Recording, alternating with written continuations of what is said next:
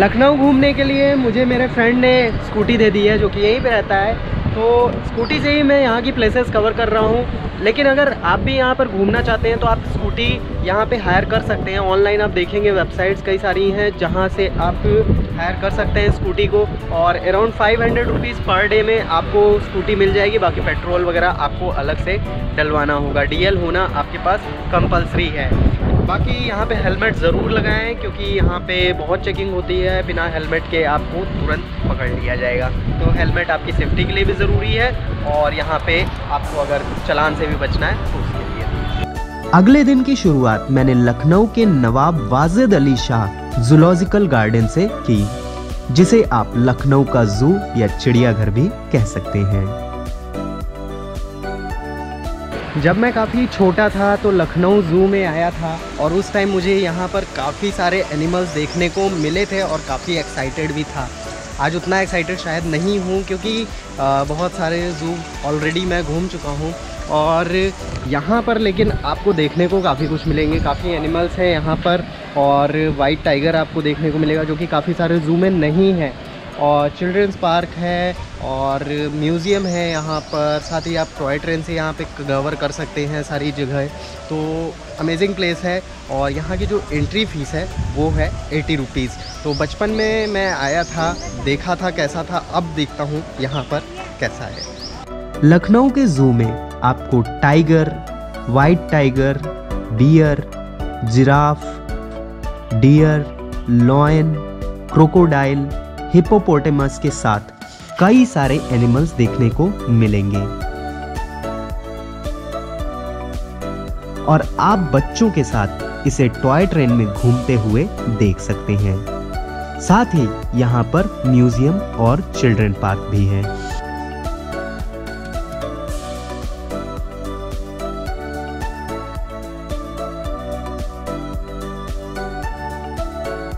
लखनऊ में मैं आपको अपने होटल का रूम दिखाता हूँ। रूम में आते ही आपने देख लिया होगा मेरा, और ये डबल बेड रूम है। स्पेस काफ़ी है यहाँ पे, और जो भी ज़रूरत की चीज़ें हैं वो यहाँ पर है। एयर कंडीशन रूम है, हालांकि एसी की हालत अच्छी नहीं है। और बाकी ये रहा वॉशरूम, और यहाँ पे इसके लिए भी स्पेस बहुत ज़्यादा नहीं है रूम में, बट स्पेस है। ये चारबाग रेलवे स्टेशन के पास ही रूम है, और लगभग एक नाइट के लिए मैंने 800 रुपये दिए हैं। लेकिन यहाँ चारबाग के पास में आपको बहुत सारे ऐसे होटल मिल जाएंगे, और 500, 600, 800, 1000 रुपये तक में तो काफ़ी आपको रूम्स मिल जाएंगे। तो लोकेशन सबसे बेस्ट है चारबाग, और यहाँ से आप सभी जगह आसानी से घूम भी पाएंगे। लखनऊ में कई सारी मूवीज की शूटिंग हुई है, और हाल ही में ये बॉलीवुड वालों के लिए शूटिंग का फेवरेट स्पॉट बन गया है। यहाँ बाला, गुलाबो सिताबो, शादी में जरूर आना, जॉली LLB 2, दावते इश्क और गदर के अलावा बहुत सारी मूवीज की शूटिंग हुई है, जिसमें यहाँ की कल्चर और टूरिस्ट स्पॉट्स का बहुत इंपॉर्टेंट रोल रहा है। सिटी से लगभग 15 किलोमीटर दूर यहाँ का एकाना इंटरनेशनल क्रिकेट स्टेडियम भी देखने लायक है। हालांकि यहाँ एंट्री अलाउ नहीं है, लेकिन दूर से भी इसे देखना लाजवाब है। इसी के ठीक पास में ही लखनऊ का सबसे बड़ा मॉल भी है।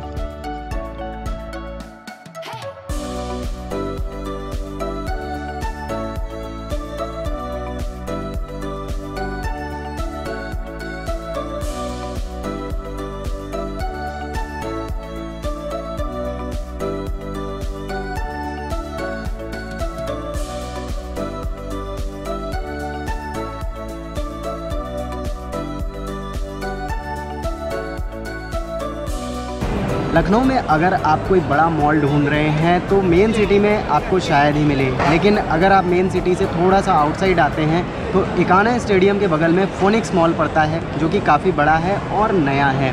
और यहाँ पर काफ़ी सारी चीज़ें हैं, मूवीज़ वगैरह देखने के लिए आप आ सकते हैं। यहाँ पर जस्ट चिल मारने के लिए आ सकते हैं। मॉल के शौकीन है, थोड़ा घूमना फिरना, चिल मारना चाहते हैं तो भी यहाँ पे आ सकते हैं। हालांकि मेन सिटी से 10-15 किलोमीटर दूर है, लेकिन अगर बड़ा मॉल देखना चाहते हैं तो यहाँ पे आ सकते हैं।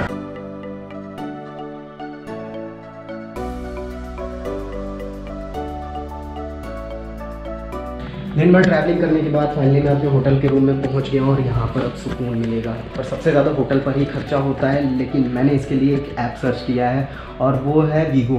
वीगो क्या करता है कि हंड्रेड्स ऑफ फ्लाइट और होटल बुकिंग वेबसाइट से कंपेयर करके आपको चीपेस्ट फेयर शो करता है, जिसमें इंक्लूड है ऑनलाइन ट्रैवल एजेंट वेबसाइट जैसे क्लियर ट्रिप, यात्रा और डायरेक्ट फ्लाइट बुकिंग वेबसाइट जैसे इंडिगो, स्पाइसजेट और होम रेंटल्स के लिए एयरबीएनबी और होटल बुकिंग्स के लिए booking.com जैसे OTAs।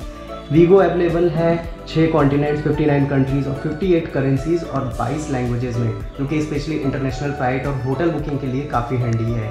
We go world fastest loading travel mobile site है और लास्ट मिनट बुकिंग और लो कनेक्टिविटी एरियाज़ के लिए काफ़ी यूज़फुल है।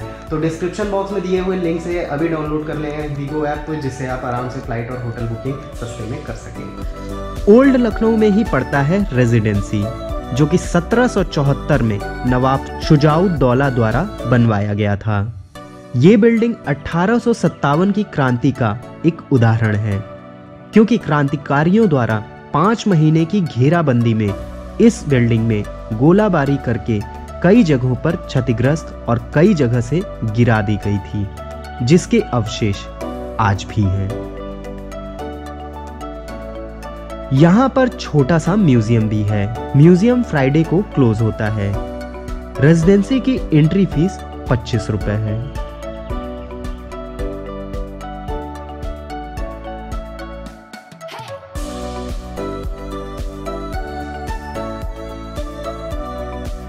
लखनऊ के गोमती नगर आप नहीं गए तो लखनऊ की आपकी यात्रा अधूरी मानी जाएगी, क्योंकि यहाँ की मार्केट और स्ट्रीट फूड्स काफी टेस्टी होते हैं। और ऐसे ही एक यूनिक पानी पूरी की शॉप पर मैं गया। तो अब मैं जो पानी पूरी खाने वाला हूँ उसके लिए बहुत एक्साइटेड हूँ। राजस्थान में लास्ट टाइम पान वाला खाया था तो मेरा मुंह जला था थोड़ा सा। इस बार देखता हूँ क्या होता है। पिछली बार पान था, इस बार पानी पूरी है।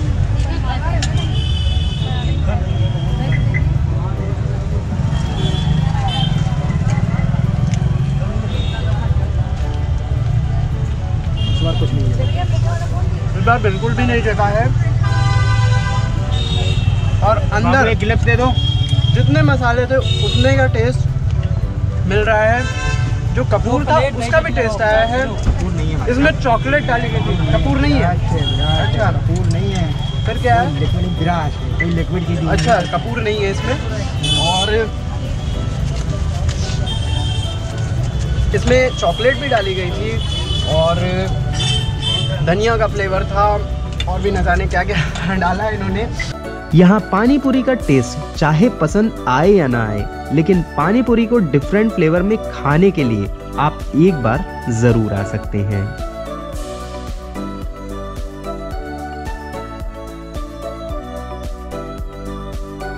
लखनऊ में शाम के समय में काफ़ी ज़्यादा ट्रैफिक होता है। दिन में भी आपको मिलेगा बट कम मिलेगा, बट इवनिंग में ऑफिस छूटने का जब टाइम होता है तो काफ़ी ज़्यादा ट्रैफिक हो जाता है। तो अगर आपकी कोई ट्रेन वगैरह हो तो आप थोड़ा पहले निकलें, क्योंकि यहाँ पे कई बार ट्रैफिक बहुत ज़्यादा होता है, जिससे आपको परेशानी फेस करनी पड़ सकती है। लखनऊ का एक बहुत ही फेमस पार्क है जनेश्वर मिश्रा पार्क, और ये पार्क इतना बड़ा है कि पूरा घूमने में आप थक जरूर जाएंगे। लेकिन यहाँ बैटरी रिक्शा की सुविधा भी है।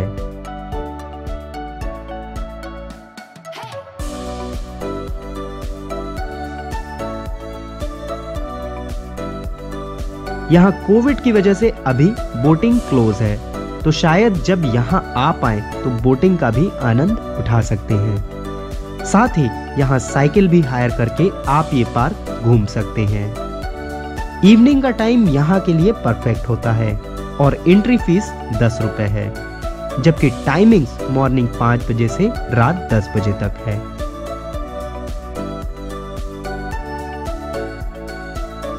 जनेश्वर मिश्रा पार्क के अलावा यहाँ का इको पार्क और काशीराम स्मारक स्थल भी काफी मशहूर है। लखनऊ अपने नॉनवेज फूड्स के लिए मशहूर है, लेकिन मैं नॉनवेज खाता नहीं हूँ, इसलिए मैं आपको टेस्ट करके नहीं बता सकता हूँ कि यहाँ के फूड्स कौन कौन से हैं जिनको आप खा सकते हैं, लेकिन मैं प्लेस बता सकता हूँ जहाँ पर आपको खाना चाहिए। यहाँ पर टुंडे कबाबी है जो कि काफ़ी मशहूर है नॉनवेज फूड्स के लिए, और इस गली में और भी बहुत सारी नॉनवेज फूड शॉप हैं जहाँ पर आप अगर नॉनवेज खाते हैं तो अपना पेट भर सकते हैं। अब मैं नहीं खाता हूँ, लेकिन आपको प्लेस ज़रूर बता दे रहा हूँ और रेट्स वगैरह भी मैं आपको बता दे रहा हूँ जो भी है डिटेल्स। लेकिन आप कमेंट बॉक्स में ज़रूर बता दें कि यहाँ का टेस्ट कैसा है और यहाँ पे और भी कौन सी नॉनवेज की शॉप्स हैं जहाँ पर आपको जाना चाहिए।